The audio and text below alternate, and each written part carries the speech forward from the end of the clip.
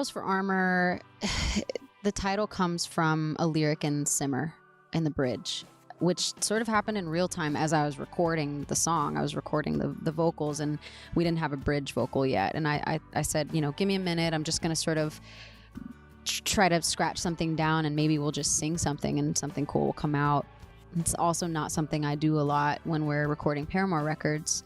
I wrote Wrap Yourself in Petals for Armor, and it felt like it came from somewhere else. Like it didn't really come from me. I didn't mean to write it. It just kind of happened, and it felt so right. It wasn't deliberate. None of it was deliberate. In fact, I'm still sort of shocked that a full album came out. I was just it was very necessary, and it felt like I was in therapy. I was home, and I felt like I was going a bit stir crazy, and I started to write. But for me, we really sort of let shit come out like it wanted to, and I actually really thought this is just going to be for me, and then maybe I'll just throw something up on, you know, I'll post it somewhere. Like these songs might never come out. Well, I mean, I just didn't know, and especially like about January, February, when only 1 or 2 songs had been written, I just kind of was happy with that. It was Leave It Alone and Simmer, and I was like, this is great. This is so cool. I'm so proud of this. I want people to hear it.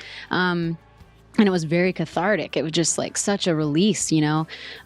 Once some of the lyrics were happening, I just wanted to try and form something around them versus top lining, which a lot of times with Paramore, like Taylor just writes insane music and he sort of sends it to me, and I'm like, I've got to figure out how to fit into this because it's brilliant. I like Told You So. I'll never forget writing to Told You So. I was terrified because I loved it so much. I was like, this is like some sort of dark Vampire Weekend crazy chaos. I'm not going to work Paramore songs in because that's very sacred to me, and that belongs at a Paramore show, you know. And there will be more Paramore shows. Like we already confirmed. Yes. Confirmed. We're speaking to like 3 people There's a here. camera somewhere.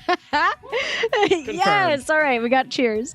So I was talking to the guys about this just the other day because we're finishing mixing the record right now in a space in LA, and Zach rents one room and me and Taylor in the other space doing this project. Right. So Zach came in, we all share the bathroom. He's like, we just all shit in the same toilet all day long, every day. Like, love that. And he's like, man, I see you guys more in LA than I did back home in Nashville. I was like, I know, we need to do this more. This is ridiculous. And we were talking about, you know, I think there's already moments where we find ourselves fantasizing about the next Paramore project, and we kind of have to stop ourselves because everyone's so busy working on shit right now. Right. You know, that I don't know. I guess I feel very safe. I feel like I don't really need to.